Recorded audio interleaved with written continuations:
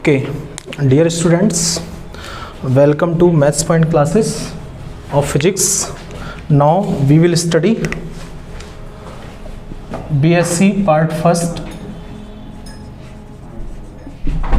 physics first book. जो हमारी BSc part first की जो पहली बुक का नेम है वो है मैकेनिक्स। कौन सी है? मैकेनिक्स, जिसको हिंदी में हम लोग बोलते हैं यांत्रिकी। यानी कि बेटा हम लोगों को जो फिजिक्स के अंदर बीएससी पार्ट फर्स्ट में जो पहली बुक स्टडी करनी है उसका नेम क्या है? मैकेनिक्स, यांत्रिकी। दूसरी जो हमारी बुक है वो हमारी बुक कौन सी है? इलेक्ट्रोमैग्नेटिज्म।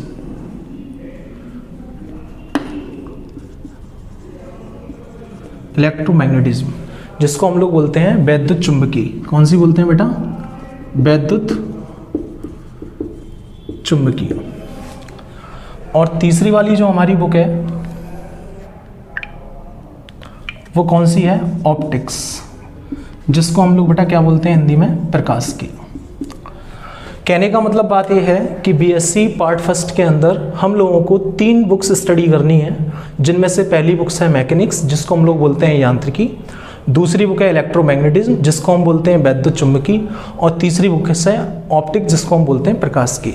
अब देखिए बेटा, जैसे कि मेरी हर बात की बात है, मैं आप लोगों को हमेशा कहता हूँ कि सबसे पहले हम लोगों को फिजिक्स पढ़ने से पहले हमें उसका क्लासिफिकेशन आना चाहिए कि what we study about physics, हम लोग क्या पढ़ना चाह रहे हैं और उसको क्या पढ़ने की रिक्वायरमेंट है। तो मैंने आप लोगों को पहले से बताया हुआ है, या फिर जो लोग मेरी पहली बार वीडियो देख रहे हैं उन लोगों को समझाने के लिए मैं आपको एक बार बताता हूँ कि देखिए फिजिक्स को मेनली 2 पार्ट्स में क्लासिफाइड किया गया। अगर हम बेसिक्स से स्टार्ट करें और आफ्टर डेट अपनी सब्जेक्ट की तरफ मूव करेंगे तो हम लोग ये देखते हैं कि फिजिक्स को आप लोगों ने 11th एंड स्टैंडर्ड में ये पढ़ा हुआ है कि फिजिक्स को 2 पार्ट्स में क्लासिफाइड किया गया। पहली जो हमारी ब्रांच आती है वो आती है स्टैटिस्टिकल फिजिक्स, या अपन कहें क्लासिकल स्टैटिस्टिक्स फिजिक्स, जिसको हम हिंदी में बोलते हैं चिरसम्मत भौतिकी। कौन सी भौतिकी? चिरसम्मत भौतिकी। और हमारी जो दूसरी जो फिजिक्स आती है बेटा उसको हम बोलते हैं क्वांटम और मॉडर्न फिजिक्स। कौन सी बोलते हैं? क्वांटम और मॉडर्न फिजिक्स, जिसको हिंदी में हम लोग बोलते हैं आधुनिक या क्वांटम भौतिकी। आधुनिक या क्वांटम भौतिकी। कहने का मतलब आप दोबारा से समझिए, मैंने आप लोगों से कहा है कि बीएससी पार्ट फर्स्ट के अंदर हमें फिजिक्स की 3 बुक स्टडी करनी है, जिसमें से जो पहली बुक आती है वो आती है मैकेनिक्स, जिसको हम हिंदी में बोलते हैं यांत्रिकी। सेकंड नंबर की जो बुक है हमारी वो है इलेक्ट्रोमैग्नेटिज्म, जिसको हम बोलते हैं वैद्युत चुंबकी। तीसरी जो बुक है वो है हमारी ऑप्टिक्स, जिसको हम बोलते हैं हिंदी में प्रकाश की। अब हम लोग अगर बात करें कि हम इनको क्यों पढ़ने जा रहे हैं, what is the reason behind that, कि इन चीज़ों को पढ़ने की क्या रिक्वायरमेंट है, इसका बेसिक्स क्या है। तो मैंने आपसे ये कहा कि हमने 11th स्टैंडर्ड में ये पढ़ाया है कि फिजिक्स को मेनली 2 पार्ट्स में क्लासिफाइड किया गया। पहली कौन सी है? क्लासिकल स्टैटिस्टिक्स फिजिक्स, और दूसरी कौन सी है? मॉडर्न और क्वांटम फिजिक्स। उसके बाद मैं ये कह रहा हूँ आपको, क्लासिकल फिजिक्स को हिंदी में हम लोग क्या कहते हैं? चिरसम्मत भौतिकी। और क्वांटम फिजिक्स को हम लोग क्या कहते हैं? आधुनिक भौतिकी। एक्चुअल में क्या था, 19वीं सेंचुरी से पहले, 19वीं सदी से पहले केवल चिरसम्मत फिजिक्स चला करती थी, क्वांटम फिजिक्स का जनरेशन नहीं हुआ था। जैसे ही 20वीं सेंचुरी स्टार्ट हुई, कुछ फिनोमेना ऐसे देखे गए जिनको क्लासिकल फिजिक्स समझाने में कैपेबल नहीं हुई, इसलिए एक नई फिजिक्स का जनरेशन करना पड़ा, जिसको हम लोगों ने किसका नाम दिया? क्वांटम और मॉडर्न फिजिक्स का नाम दिया। ये बात हम लोग कहते हैं 19वीं सेंचुरी से पहले all the phenomena of nature can be understand with the help of classical statistics physics, but after 19वीं सेंचुरी और हम कहें इनिशियल ऑफ 20वीं century, some phenomena are seen like photo electric effect, ideal black body radiation, और अगर अपन कहें तो Compton effect, specific heat capacity of solid, यानी कि प्रकाश विद्युत प्रभाव, ठोसों की विशिष्ट ऊष्मा, कॉम्पटन प्रभाव, और अगर अपन कहें तो कौन सा? आदर्श कृष्णिका विकिरण। ये कुछ प्रभाव ऐसे देखे गए जिनको चिरसम्मत भौतिकी समझाने में कैपेबल नहीं हुई, इसलिए हमें एक नई फिजिक्स का जनरेशन करना पड़ा, जिसको हम लोगों ने किसका नाम दिया? आधुनिक या क्वांटम भौतिकी का नाम दिया। अब बात समझिए, अब बात ये आती है कि हम लोग जो ये पढ़ने जा रहे हैं, जितनी भी फिजिक्स हम लोग पढ़ेंगे, बीएससी पार्ट फर्स्ट हो, बीएससी पार्ट सेकंड हो, या बीएससी पार्ट थर्ड हो, हम जितनी भी फिजिक्स पढ़ेंगे बेटा, या तो वो क्लासिकल का पार्ट होगी स्टैटिस्टिकल का, या फिर वो किसका पार्ट होगी, क्वांटम का। फिजिक्स को मेनली 2 पार्ट्स में डिवाइड किया गया है, लेकिन उसकी ब्रांचेस कितनी हैं, बहुत सारी हैं, क्या नहीं से, जैसे मैकेनिक्स एक ब्रांच है, इलेक्ट्रोमैग्नेटिज्म एक ब्रांच है, ऑप्टिक्स एक ब्रांच है, ऐसी बहुत सारी ब्रांचेज हैं, न्यूक्लियर फिजिक्स है, सॉलिड स्टेट फिजिक्स है, बहुत सारी फिजिक्सेज हैं जो अंडर दिस कैटेगरी आती हैं, क्या नहीं से। लेकिन अब ये जितनी भी फिजिक्स हैं वो या तो क्लासिकल का पार्ट होगी या किसका पार्ट होगी, क्वांटम का। तो हम लोग जब इनका डिफरेंस करते हैं कि इनमें बेसिक डिफरेंस क्या क्या है, तो हम लोग ये कहते हैं कि ये जो क्लासिकल फिजिक्स है ये मैक्रोस्कोपिक फिनोमेना से डील करती है। किससे डील करती है, मैक्रोस्कोपिक फिनोमेना से।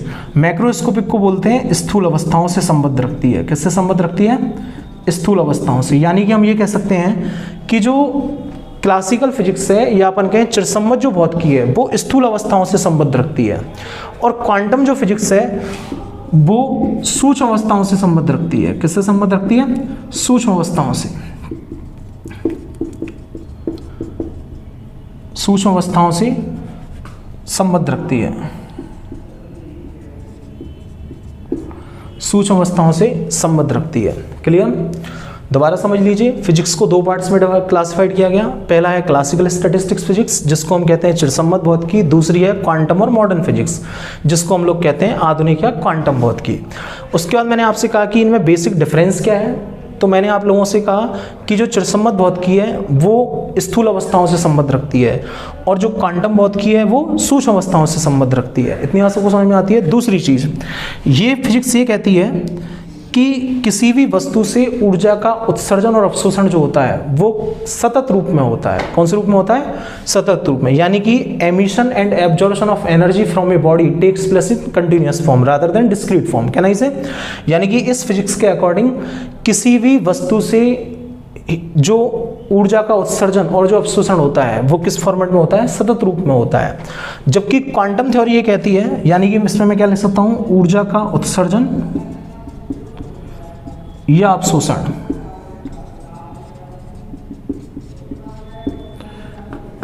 किससे, वस्तु से ऊर्जा का उत्सर्जन या अवशोषण किस रूप में होता है, सतत रूप में होता है, सतत रूप में होता है। और अगर हम इसकी बात करें तो इसके अनुसार किसी भी वस्तु से ऊर्जा का उत्सर्जन और अवशोषण जो होता है वो सतत रूप में ना होकर के ऊर्जा का उत्सर्जन या अवशोषण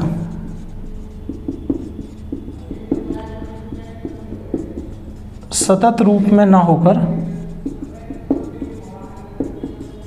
विभक्त रूप में होता है। अब देखिए बेटा, मैंने आप लोगों से ये कहा है कि फिजिक्स को मेनली 2 पार्ट्स में क्लासिफाइड किया गया है। पहली कौन सी है, क्लासिकल स्टैटिस्टिकल फिजिक्स, और दूसरी कौन सी है, क्वांटम और मॉडर्न फिजिक्स। अब मैं ये कह रहा हूँ कि क्लासिकल स्टैटिस्टिक्स फिजिक्स को हिंदी में हम लोग क्या कहते हैं, चिरसम्मत भौतिकी, और क्वांटम और मॉडर्न फिजिक्स को हम लोग क्या कहते हैं, आधुनिक या क्वांटम भौतिकी। अब मैं आप लोगों से ये कह रहा हूँ कि जो चिरसम्मत भौतिकी है वो कौन सी भौतिकी है, जो सूक्ष्म अवस्थाओं, जो स्थूल अवस्थाओं से संबद्ध रखती है, और क्वांटम भौतिकी वो भौतिकी है जो सूक्ष्म अवस्थाओं से संबद्ध रखती है। स्थूल का मतलब बेटा क्या होता है, मैक्रो। मैक्रो का मतलब क्या होता है, बड़ा, क्या नहीं से, यानी कि वो सारी घटनाएं जिनको देखा जा सकता है या महसूस किया जा सकता है उनको हम किस कैटेगरी में रख सकते हैं, क्लासिकल स्टैटिस्टिक्स में। और ऐसे फिनोमेना जिनको देखा नहीं जा सकता, जो कैसे हैं, बहुत माइक्रो हैं। कैसे हैं, बहुत माइक्रो हैं, उनको किस में आते हैं, किस में आते हैं, क्वांटम फिजिक्स के अंदर। किसके अंदर आते हैं, क्वांटम फिजिक्स के अंदर। दूसरा जो मेन डिफरेंस है वो क्या है, ये फिजिक्स ये कहती है कि किसी भी वस्तु से ऊर्जा का उत्सर्जन और अवशोषण जो होता है वो किस फॉर्मेट में होता है, सतत रूप में होता है। जबकि क्वांटम फिजिक्स इस बात को कहती है कि किसी वस्तु से ऊर्जा का उत्सर्जन और अवशोषण जो होता है वो सतत रूप में ना होकर के विभक्त रूप में होता है। यानी कि अगर हम कहें तो ये कह सकते हैं कि जो ऊर्जा का उत्सर्जन और अवशोषण किसी बॉडी से होता है वो ऊर्जा के छोटे छोटे बंडलों या पैकेटों के रूप में होता है, जिनको हम लोग क्वांटा या क्या कहते हैं, फोटोन कहते हैं। क्या कहते हैं, क्वांटा या फोटोन कहते हैं। यानी कि किसी भी वस्तु से जो ऊर्जा का उत्सर्जन या अवशोषण होगा वो फोटॉन्स के रूप में होता है। ये कौन कहता है, क्वांटम थ्योरी। और सतत रूप में होता है, ये कौन कहता है, चिरसम्मत भौतिकी। अब एक बात समझिए कि ऐसा हम लोग क्यों पढ़ रहे हैं, इसको पढ़ाने के पीछे हमारा एम क्या है। आपको इसको पढ़ाने से ये चीज़ समझ में आनी चाहिए कि हम लोग जो ये 3 पार्ट बीएससी पार्ट फर्स्ट के जो 3 हमारी बुक्स हैं, मैकेनिक्स, इलेक्ट्रोमैग्नेटिज्म और ऑप्टिक्स, जिनको हम यांत्रिकी, वैद्युत चुंबकीय और प्रकाशिकी कहते हैं, वो या तो किसके अंदर आनी चाहिए, चिरसम्मत के अंदर आनी चाहिए, या फिर वो बेटा किसके अंदर आनी चाहिए, आधुनिक या क्वांटम भौतिकी के अंदर आनी चाहिए। अब एक चीज देखिए, अब हम बात करते हैं सबसे पहले मैकेनिक्स की। किसकी बात करते हैं? मैकेनिक्स की। जो बुक हमें पढ़नी है बीएससी पार्ट फर्स्ट के अंदर, जो हमें पहली चीज पढ़नी है, वो जो हमें पहली बुक पढ़नी है वो कौन सी है? यांत्रिकी। अब यांत्रिकी का मतलब समझिए बेटा, हम लोग ये कहते हैं, इधर देखिएगा ध्यान से, यहां तक किसी कोई दिक्कत? आप 2 मिनट्स का टाइम ले सकते हैं, इसको लिखना चाहें तो लिख सकते हैं, ठीक है।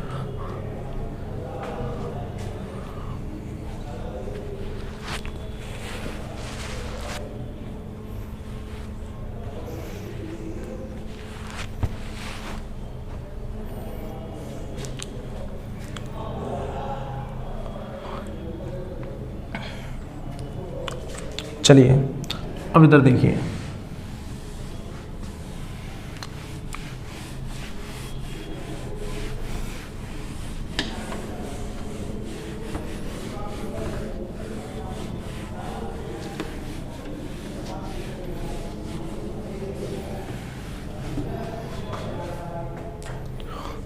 अब इधर देखिए,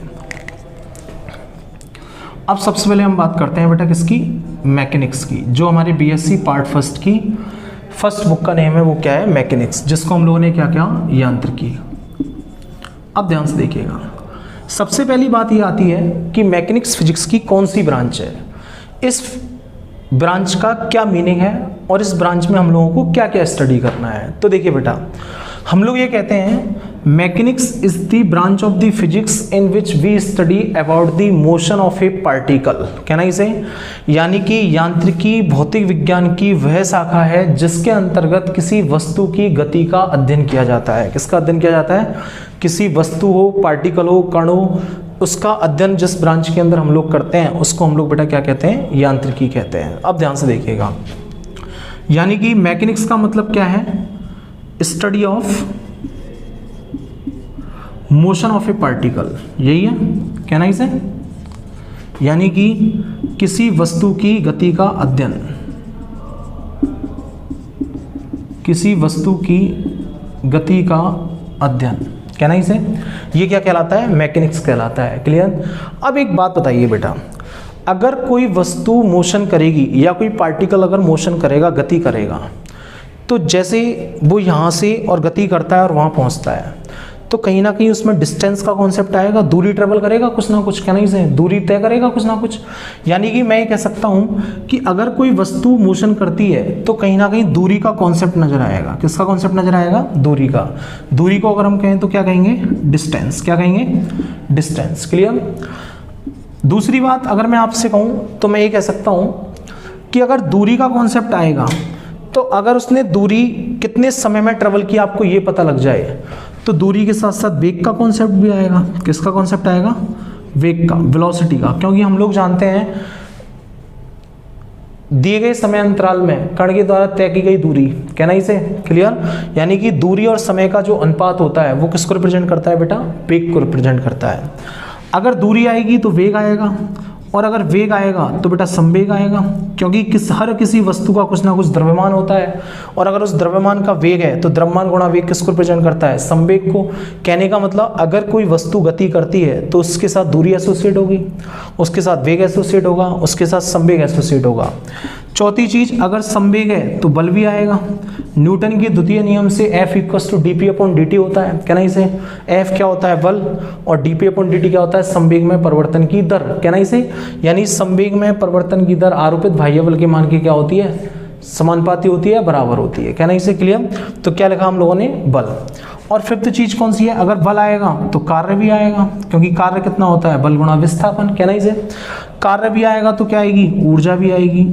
यानी कि हम लोग ये कह सकते हैं कि मैकेनिक्स फिजिक्स की वो ब्रांच है जिसके अंदर हम लोग किसी वस्तु की गति का अध्ययन करते हैं, और जब किसी वस्तु की गति का अगर हम लोग अध्ययन करेंगे तो जब कोई वस्तु गति करेगी तो कहीं ना कहीं दूरी का कॉन्सेप्ट आएगा, और जब दूरी का कॉन्सेप्ट आएगा तो कहीं ना कहीं वेग का कॉन्सेप्ट आएगा, वेग का कॉन्सेप्ट आएगा तो कहीं ना कहीं संवेग का कॉन्सेप्ट आएगा, संवेग भी आएगा, वेग आएगा तो कहीं ना कहीं त्वरण का कॉन्सेप्ट भी आएगा, जिसको आप एक्सेलरेशन बोलते हैं। क्या बोलते हैं? एक्सेलरेशन। संवेग को आप लोग मोमेंटम बोलते हैं इंग्लिश में अगर अपन बात करें तो, बल को हम लोग क्या बोलते हैं, फोर्स बोलते हैं, कार्य को हम लोग वर्क बोलते हैं, और ऊर्जा को हम लोग क्या बोलते हैं, एनर्जी बोलते हैं। कहना इसे क्लियर?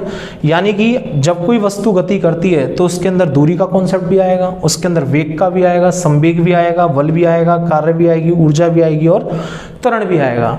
यानी कि आप लोग ये कह सकते हैं कि फिजिक्स की वो ब्रांच, या अपन कहें भौतिक विज्ञान की वह शाखा जिसके अंदर किसी वस्तु की गति का अध्ययन किया जाता है, और वस्तु की गति का अध्ययन से रिलेटेड जो फिजिकल क्वांटिटीज होंगी वो कौन सी होंगी, दूरी, वेग, संवेग, बल, कार्य, ऊर्जा। यानी कि फिजिक्स की वो ब्रांच जिसके अंदर हम किसी कण की वेग, उसके विस्थापन, उसके त्वरण, उसके बल, उसके संवेग, कार्य, ऊर्जा, आवेग, इन सब चीज़ों के बारे में हम बात करते हैं, लेकिन टेम्परेचर, प्रेशर, वॉल्यूम के बारे में कोई बात नहीं करते। फिजिक्स की वो ब्रांच बेटा क्या कहलाती है, मैकेनिक्स कहलाती है। क्या कहलाती है, मैकेनिक्स कहलाती है, या अपन कहें यांत्रिकी कहलाती है। पहली बात सबको समझ में आती है। अब ध्यान से देखिएगा, यानी कि हम लोगों ने ये कहा कि यांत्रिकी भौतिक विज्ञान की वह शाखा है जिसके अंतर्गत हम लोग क्या स्टडी करते हैं, मोशन ऑफ ए पार्टिकल की स्टडी करते हैं। और अगर मोशन ऑफ ए पार्टिकल की अगर हमको स्टडी करनी है तो ये सारी फिजिकल क्वांटिटीज भी हमें क्या करनी पड़ेंगी, स्टडी करनी पड़ेंगी। इतनी बात सबको समझ में आती है? चलिए इसको नोट करना चाहते हैं तो आप कर सकते हैं।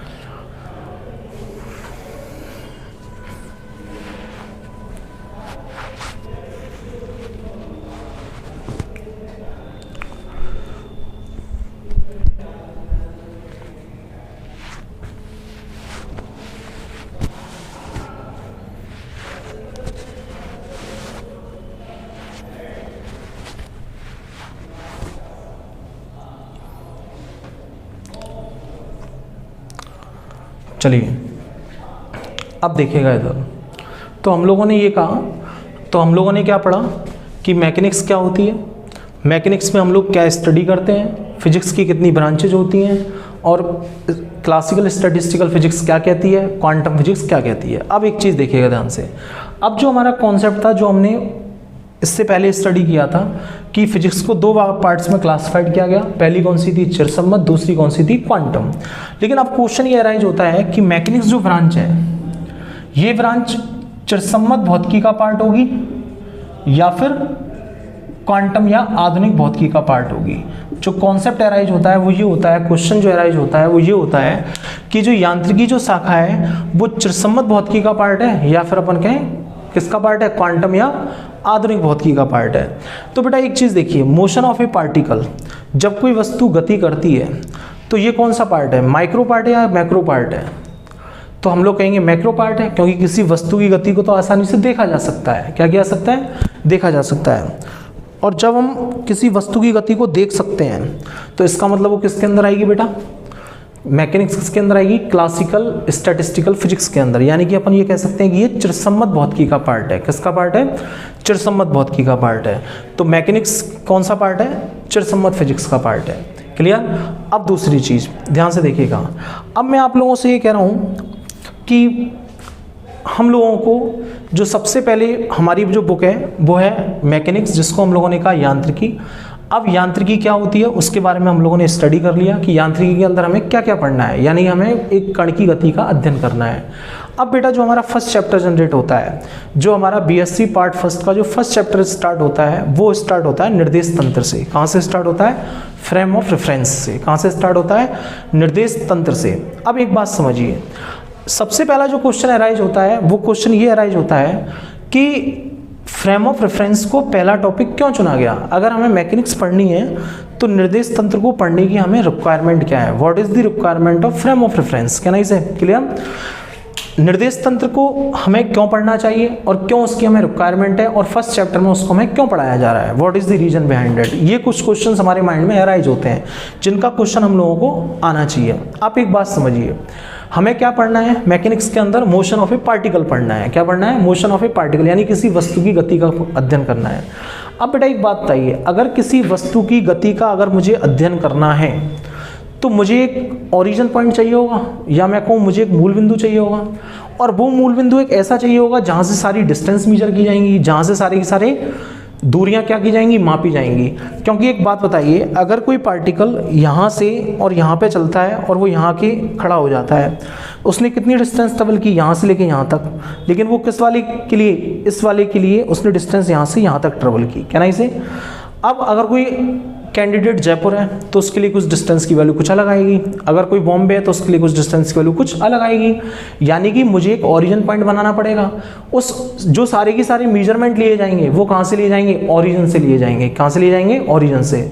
तो कहने का मतलब किसी वस्तु की गति का अध्ययन करने के लिए हमें एक तंत्र की आवश्यकता पड़ेगी। किसकी आवश्यकता पड़ेगी, तंत्र की। यानी किसी वस्तु की गति को निर्दिष्ट करने के लिए हमें जिस तंत्र की आवश्यकता होती है उसको हम लोग क्या बोलते हैं बेटा, निर्देश तंत्र बोलते हैं। क्या बोलते हैं, फ्रेम ऑफ रेफरेंस बोलते हैं। यानी कि to represent motion of a particle which a system is used that is called as frame of reference. क्या नहीं से, यानी कि किसी कण की गति को निर्दिष्ट करने के लिए हमें एक तंत्र की आवश्यकता होती है। उस तंत्र को हम किसका नाम देते हैं, निर्देश तंत्र का नाम देते हैं। किसका नाम देते हैं, निर्देश तंत्र का। अब ध्यान से देखिएगा, तो कहने का मतलब बीएससी पार्ट फर्स्ट की बुक का नेम है मैकेनिक्स।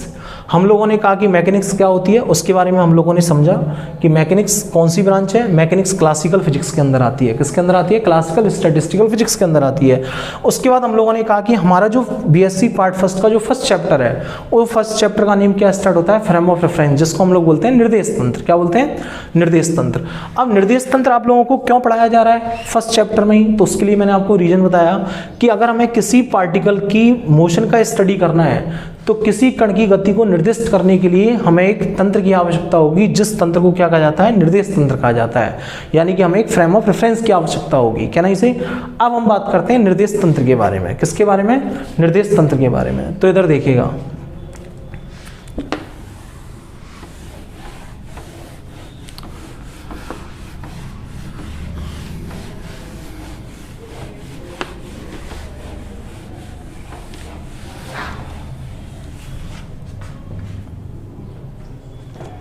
अब देखिए जो हमारा टॉपिक है वो कौन सा है, फ्रेम ऑफ रेफरेंस। कौन सा है, फ्रेम ऑफ रेफरेंस, जिसको हम लोग क्या बोलते हैं हिंदी में, निर्देश तंत्र। क्या बोलते हैं, निर्देश तंत्र। क्या नहीं से। अब देखिए हम लोग जो निर्देश तंत्र मैकेनिक्स के अंदर जनरली यूज में लेते हैं उसको हम लोग बोलते हैं बेटा कार्तीय निर्देश तंत्र। कौन सा निर्देश तंत्र बोलते हैं, कार्तीय निर्देश तंत्र, जिसको अगर इंग्लिश में अपन कहें तो क्या बोलते हैं, कार्टेशियन कोऑर्डिनेट सिस्टम। कौन सा सिस्टम, कार्टेशियन कोऑर्डिनेट सिस्टम। क्या नहीं से। अब देखिएगा हम लोग जो फर्स्ट ईयर के अंदर मैकेनिक्स में जो स्टडी करते हैं वो मेनली कौन सा फ्रेम ऑफ रेफरेंस स्टडी करते हैं, कार्तीय निर्देश तंत्र स्टडी करते हैं। और कार्तीय निर्देश तंत्र क्या होता है बेटा, देखिए एक तो आप लोगों को डेफिनेशन मैंने अभी भी बताई आपको कि किसी कण की गति को निर्दिष्ट करने के लिए जिस तंत्र की रिक्वायरमेंट होती है उस तंत्र को हम किसका नाम देते हैं, निर्देश तंत्र का नाम देते हैं। लेकिन अगर आपसे इसकी कोई मैथमेटिकल डेफिनेशन पूछे, क्या पूछे, मैथमेटिकल डेफिनेशन कार्तीय निर्देश तंत्र की, तो हम कैसे लिखेंगे, अगर तीन परस्पर लंबवत समतल, अगर तीन परस्पर लंबवत समतल एक दूसरे को आपस में किसी एक बिंदु पर प्रतिच्छेद करते हैं, अगर तीन परस्पर लंबवत समतल एक दूसरे को आपस में किसी एक बिंदु पर प्रतिच्छेद करते हैं, तब इनसे बना समुच्चय, तब इनसे बना समुच्चय कार्तीय निर्देश तंत्र को निरूपित करता है। किसको निरूपित करता है, कार्तीय निर्देश तंत्र को निरूपित करता है। और कार्तीय निर्देश तंत्र में जो एक्सेस है वो ओ एक्स है, एक ओ वाई है और एक आपकी कौन सी है, ओ जेड है। ये एक्स एक्सेस को रिप्रेजेंट करती है, ये वाई एक्सेस को रिप्रेजेंट करती है और ये जेड डायरेक्शन को रिप्रेजेंट करती है, जिसको हम जेड एक्सेस बोलते हैं। क्लियर। अब ध्यान से देखना, ये तीन प्लेन्स आपस में एक दूसरे को कहाँ पे इंटरसेक्ट कर रहे हैं, बिंदु ओ पर। इस ओ को हम लोग क्या बोलते हैं, ओरिजिन। और इस ओरिजिन के हम कोऑर्डिनेट कितने लेते हैं, 0 0 0। क्लियर। अब एक बात मानिए, अगर कार्तीय निर्देश तंत्र के अंदर मान लीजिए मेरे पास कोई बिंदु P है और इस P के कोऑर्डिनेट मान लीजिए x y z है। कितने हैं, x y z है। इसका मतलब क्या है कि ये जो पॉइंट P है ये x डायरेक्शन में x दूरी पर है, y डायरेक्शन में y दूरी पर है और z डायरेक्शन में कितनी दूरी पर है, z दूरी पर है। तीसरी चीज, इस कार्तीय निर्देश तंत्र में x दिशा के अनुदिश जो हम एकांक सदिश लेते हैं वो कौन सा लेते हैं, i कैप। यानी कि x दिशा के अनुदिश जो यूनिट वेक्टर होता है वो कितना होता है, i कैप। y दिशा के अनुदिश जो यूनिट वेक्टर होता है वो होता है j कैप और z दिशा के अनुदिश जो यूनिट वेक्टर होता है वो होता है k कैप। क्लियर, यानी I cap, J cap and K cap are unit vectors in the direction of X, Y and Z respectively. Can I say clear? चलिए अब ध्यान से देखिएगा, अगर मैं आपसे कहता हूं कि मान लीजिए ये मेरे पास कोई कार्तीय निर्देश तंत्र है और इस कार्तीय निर्देश तंत्र में कोई बिंदु P है और ओरिजिन के रेस्पेक्ट में इस बिंदु P का पोजीशन वेक्टर या अपन कहें स्थिति सदिश कितना है? R वेक्टर है। कितना है? R वेक्टर है। यानी कि इस मूल बिंदु O के सापेक्ष अगर बिंदु P का स्थिति सदिश कितना है? R वेक्टर है। तो हम लोग ये लिखते हैं कि जो R वेक्टर होता है अगर उसको हम वेक्टर फॉर्मेट में लिखें तो ये xi प्लस वाई जे प्लस जेड के क्या होता है? बराबर होता है। यानी कि R वेक्टर क्या है? बिंदु P का O के सापेक्ष स्थिति सदिश। तो आप क्या लिखेंगे? R वेक्टर क्या है यहाँ पे? बिंदु P का O के सापेक्ष स्थिति सदिश। कहना इसे क्लियर? आर वेक्टर क्या है? बिंदु P का O के सापेक्ष स्थिति सदिश where x y z are the coordinate of P। कहना इसे clear? And I cap, J cap and K cap are the unit vectors in the direction of x, y and z respectively. कहना इसे clear? यानी कि P का O के सापेक्ष स्थिति सदिश कितना है? R वेक्टर है और x y z बिंदु P के क्या है? निर्देशांक है। क्लियर? और स्थिति सदिश R वेक्टर को हम लोग निर्देशांकों की सहायता से किस प्रकार लिख सकते हैं? x i cap plus y j cap plus z k cap. इसका मतलब क्या है कि ये x डायरेक्शन में x दूरी पर है, y डायरेक्शन में y दूरी पर है और z डायरेक्शन में कितनी दूरी पर है? z डायरेक्शन z दूरी पर है।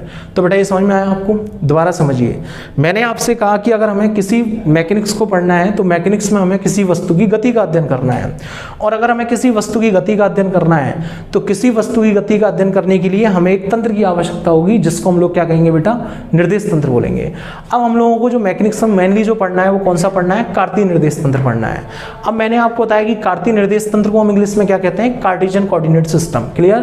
कार्टेशियन कोऑर्डिनेट सिस्टम क्या होता है? If three perpendicular planes intersect each other at a single point then the set made by them represents to Cartesian coordinate system। यानी कि अगर तीन परस्पर लंबवत समतल एक दूसरे को आपस में किसी एक बिंदु पर प्रतिच्छेद करते हैं तो इनसे बना समुच्चय किसको निरूपित करता है? कार्तीय निर्देश तंत्र को निरूपित करता है। जिस बिंदु पर ये तीनों आपस में इंटरसेक्ट करते हैं उसको मूल बिंदु कहा जाता है। क्या कहा जाता है? मूल बिंदु। क्लियर? जिसको हमने चित्र में उस बिंदु O द्वारा दर्शाया है। अगर हम कह रहे हैं कि इस कार्तीय निर्देश तंत्र में कोई बिंदु P है जिसके कोऑर्डिनेट x y z है, कितने हैं? x y z, तो हम लोग कह रहे हैं ओरिजिन के रेस्पेक्ट में इस बिंदु P का स्थिति सदिश अगर कितना है? R वेक्टर है तो इसका R वेक्टर किस प्रकार दिया जाता है? x i cap plus y j cap plus z k cap द्वारा। और यहाँ R वेक्टर क्या है? बिंदु P का O के सापेक्ष स्थिति सदिश। क्लियर? चलिए यहाँ तक इसको नोट कीजिए अगर करना है तो, फिर आगे चलते हैं।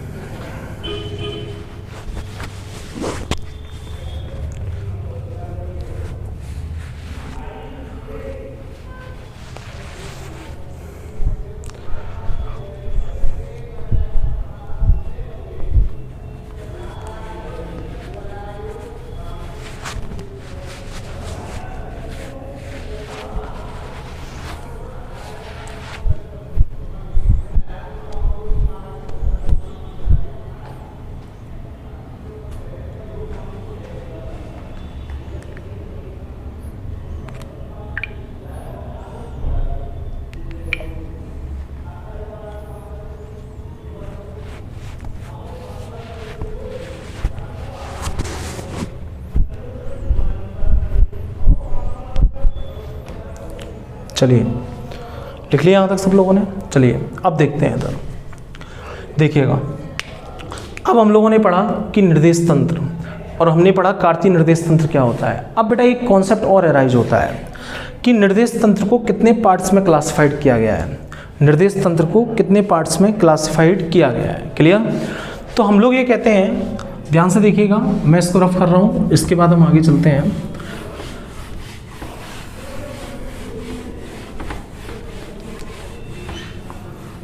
अब देखिए इधर, हम लोग ये कहते हैं कि निर्देश तंत्र को मुख्यतः दो भागों में वर्गीकृत किया जाता है। कितने भागों में क्लासिफाइड किया जाता है? 2 पार्ट्स में। पहला हम लोग कहते हैं जो निर्देश तंत्र है,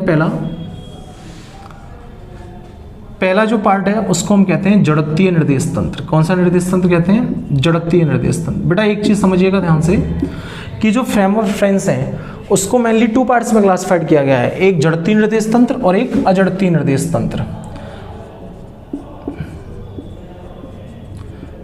कौन सा, एक जड़त्वीय निर्देश तंत्र और दूसरा कौन सा है, अजड़त्वीय निर्देश तंत्र। क्लियर। अब बात ये आती है कि जड़त्वीय निर्देश तंत्र कौन सा है और अजड़त्वीय निर्देश तंत्र कौन सा है। जड़त्वीय को हम लोग इंग्लिश में बोलते हैं इनर्शियल फ्रेम ऑफ रेफरेंस, कौन सा, inertial frame of reference, can I से। और अजड़त्वीय को हम लोग इंग्लिश में बोलते हैं नॉन इनर्शियल, कौन सा, non inertial frame of reference. Clear. एक है जड़त्वीय निर्देश तंत्र और एक है अजड़त्वीय निर्देश तंत्र। अब जो बात आती है सामने वो आती है कि जड़त्वीय निर्देश तंत्र कौन सा है और अजड़त्वीय निर्देश तंत्र कौन सा होता है। तो बेटा देखो सिंपल सी बात है, हम लोग ये कहते हैं कि एक ऐसा निर्देश तंत्र जिसके सापेक्ष यदि वस्तु की गति, ऐसा निर्देश तंत्र जिसके सापेक्ष यदि वस्तु की गति त्वरण रहित दिखाई देती है, कैसी दिखाई देती है, त्वरण रहित दिखाई देती है, तब उस निर्देश तंत्र को हम कौन सा निर्देश तंत्र बोलते हैं, जड़त्वीय निर्देश तंत्र बोलते हैं। यानी कि if motion of a particle is seen in any frame of reference and it is seen without acceleration, can I से, अगर किसी वस्तु की गति किसी निर्देश तंत्र में त्वरण रहित दिखाई देती है तो उस निर्देश तंत्र को हम कौन सा बोलते हैं बेटा, जड़त्वीय निर्देश तंत्र बोलते हैं। यानी कि एक ऐसा निर्देश तंत्र जिसके सापेक्ष अगर किसी वस्तु की गति त्वरण रहित दिखाई देती है तो उसको हम लोग क्या कहते हैं, विदाउट एक्सेलरेशन दिखाई देती है तो उसको हम लोग क्या बोलते हैं, जड़त्वीय निर्देश तंत्र।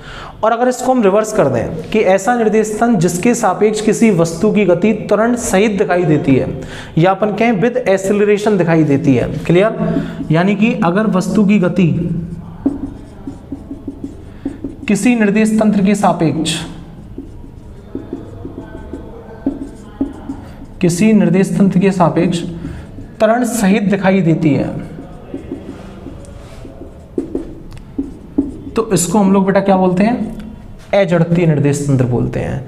अब बात आती है कि इसका फिजिकल मीनिंग क्या है, इसकी अर्थ क्या है इसका, त्वरण सहित का और त्वरण रहित का। एक चीज देखिएगा, अगर मैं आपसे कहता हूं कि त्वरण रहित है तो इसका मतलब क्या है, ए इक्वल टू 0 क्या नहीं से, और ए क्या होता है, rate of change in velocity with respect to time, क्या नहीं से, वेग में परिवर्तन की दर किसको रिप्रेजेंट करती है, त्वरण को। यानी कि dv अपॉन dt कितना हो गया बेटा, 0, और dv अपॉन dt 0 हो गया तो इसका मतलब v इक्वल टू बेटा कितना हो गया, कांस्टेंट, कितना हो गया, कांस्टेंट। यानी कि क्या बात समझ में आई आपको कि अगर कोई वस्तु एक नियत वेग से गति करती है, किससे गति करती है, नियत वेग से, तो हम लोग कह सकते हैं अगर कोई वस्तु किसी निर्देश तंत्र के सापेक्ष कांस्टेंट वेग से गति करती है या एक समान वेग से गति करती है तो उसके रेस्पेक्ट में ये निर्देश तंत्र कौन सा होगा, जड़त्वीय निर्देश तंत्र होगा। कौन सा होगा, जड़त्वीय। यानी कि एक ऐसा निर्देश तंत्र जिसके सापेक्ष अगर कण एक समान वेग से गति करता है तो उसको हम लोग क्या बोलते हैं, जड़त्वीय निर्देश तंत्र बोलते हैं। और ऐसा निर्देश तंत्र जिसके सापेक्ष, ऐसा निर्देश तंत्र जिसके सापेक्ष किसी कण की गति या अपन कहें कण असमान वेग से गति करता है, किससे गति करता है, असमान वेग से, तो उसको हम लोग क्या बोलते हैं बेटा, अजड़त्वीय निर्देश तंत्र बोलते हैं। कौन सा निर्देश तंत्र बोलते हैं, अजड़त्वीय निर्देश तंत्र। इतनी बात वो समझ में आती है। तो कहने का मतलब हमने क्या पढ़ा कि निर्देश तंत्र क्या होते हैं, निर्देश तंत्र कितने प्रकार के होते हैं। तो हमने कहा कि निर्देश तंत्र 2 प्रकार के होते हैं, एक जड़त्वीय और एक अजड़त्वीय। जड़त्वीय निर्देश तंत्र कौन सा होता है, यदि किसी ऐसा निर्देश तंत्र जिसके सापेक्ष कण की गति त्वरण रहित दिखाई देती है तो उसको हम लोग क्या बोलते हैं बेटा, जड़त्वीय निर्देश तंत्र। और ऐसा निर्देश तंत्र जिसके सापेक्ष किसी वस्तु की गति त्वरण सहित दिखाई देती है तो उसको हम लोग बेटा क्या बोलते हैं, अजड़त्वीय निर्देश तंत्र। कौन सा, अजड़त्वीय निर्देश तंत्र। यानी कि अगर त्वरण रहित है तो इसका मतलब बेटा कितना है, a इक्वल टू 0, और a इक्वल टू 0 का मतलब कितना है, dv upon dt equal to 0, और dv upon dt equal to 0 का मतलब क्या है, v इक्वल टू कांस्टेंट। यानी कि इसका मतलब क्या है कि अगर किसी निर्देश तंत्र के सापेक्ष कण एक समान वेग से गति करता है तो उसको हम लोग क्या कहते हैं, जड़त्वीय निर्देश तंत्र। और अगर किसी निर्देश तंत्र के सापेक्ष कण या वस्तु असमान वेग से गति करती है, यानी कि बार बार वेग में क्या करती है, परिवर्तन करती है, तो उसका मतलब त्वरण उत्पन्न होगा, और त्वरण उत्पन्न होगा तो निर्देश तंत्र कौन सा कहलाएगा, अजड़त्वीय निर्देश तंत्र। Clear, thank you, thank you.